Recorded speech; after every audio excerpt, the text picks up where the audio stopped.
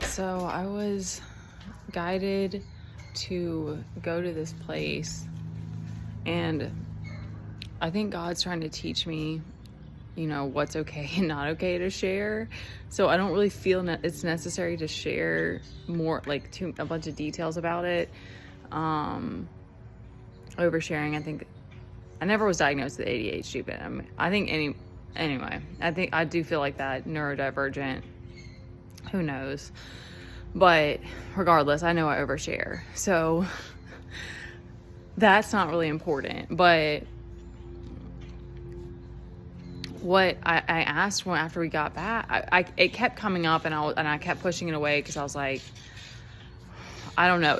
I was just kind of like, okay, I don't get it. Like, but then it was like, it was like I don't remember the circumstance, but it was just like, okay, we got to do this. And I asked God this morning, like sitting in meditation and kind of like in introspection, and like, what was the purpose of this? Like, why did we need to go do that and stuff? And I know the main part is that I'm pushing my own limits and doing things that because like we've taken trips. I've taken trips with Teddy, but like, this was like it was guided. It was all just me and him doing it and doing something that I've never taken him to do before and stuff, which is, he's grown incredibly in his independence and like his ability to like handle things. But it's like, there's always some unknown of like how he's going to be able to handle things like that. And he did really well. He didn't really want to stay very long, and he didn't. Certain times it seems like with places with a lot of people, it like overstimulates him. So he did really well as a whole, and it was definitely worth it. But that's the other thing I don't want to get too squirrely, but like, it's interesting because like the more that you're working on yourself, the more that you're just like doing your own thing, you're starting to understand the laws of nature and the universe, and that it's like, there's moments of non-duality, but it's like we can't escape duality. So that's something that kind of helped me, and I'm not sure if God even like spoke it to me, but it's like, there's like an acceptance that is like, there's always this level of unknown that we're having to face. And that too, all of the ways that you use that self-care to kind of buffer you helps you to be able to accept it and just be able to move through it and still be able to embrace the good too. And because it's almost like you get a bit of, you're always going to have a dose of both. It doesn't work exactly that way. Like you can have like just a good day or just a bad day, but like it seems like that whenever it's like something new, it's always like you get both sides. And that's what's so powerful about learning all of this stuff. So it's like, that's the thing. Okay. So the reason that God was showing me that it's like I needed to do that is because when we went there, this is a place that I've been a few times as a kid, and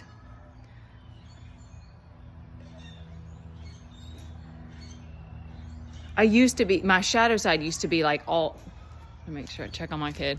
My shadow side used to be all about, he's on the hammock next door.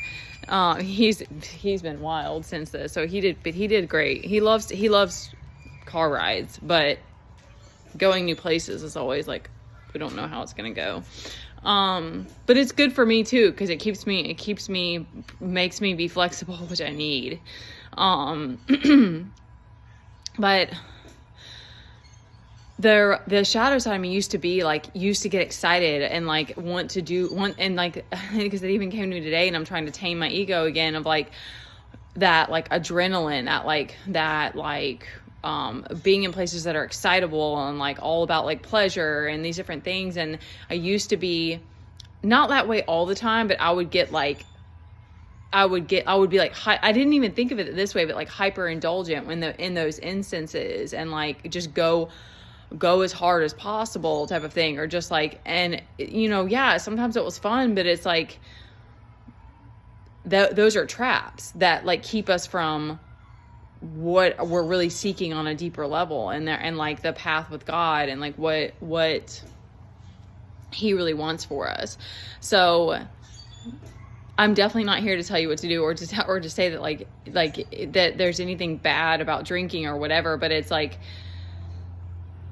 when I went there was no appeal to me of any of that. And it, not only that, but it was like the energy was very, very different. And it was like that there was something there where it was like, God was like, I needed you to go here and show yourself that you can do this, and prove to yourself, and prove to show, and to see the difference in that you're not really attracted to these things anymore. And, not only that, but like there's this ability to kind of like alchemize and neutralize the energy, because it was like there's this, it's an area that there's just a huge mix of different things, and a lot of that like shadow energy and like pleasure driven, like and so I think because there's so many eyes on me, that's why he doesn't want me to give. Okay, which is just fun. The people who watch me probably know where I live, but whatever. There, if we give everything away, nothing is sacred. So there's a lot of truth to that. And, you know, he wanted me to be able to, just mostly proving to myself that I could do something like this on my own with my kid, because it's like, and I mean, it wore me out. Like it was, wasn't that intense, but it's just doing everything on your own. It's just, and having to brace yourself for the unknown and whatever's going to happen and stuff like that. It's just it's tiring sometimes.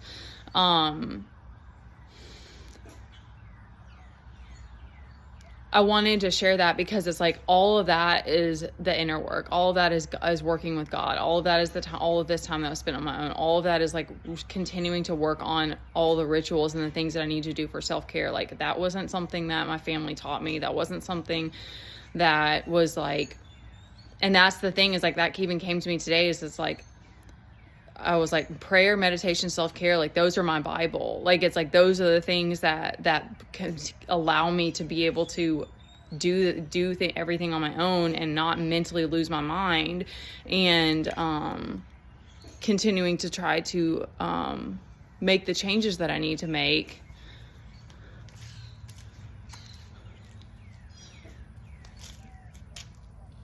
Kid has a stick in his hand as the neighbors are across the street. Just making sure he's not doing something. Okay, I may have to go because now he's walking across.